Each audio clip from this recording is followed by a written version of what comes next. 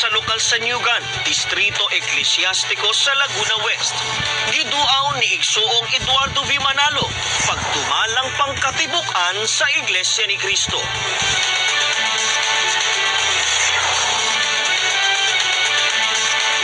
Reaffirmation of oath, nibunga og dugang kalig-on sa pagtuo sa mga ministro ug ministerial workers sa Iglesia ni Cristo.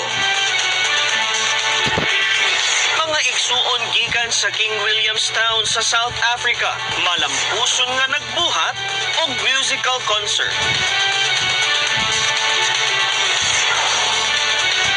Atangi ang mga detalye sa maayong balita. Matag Martes o Huwebes, alas 3 sa hapon.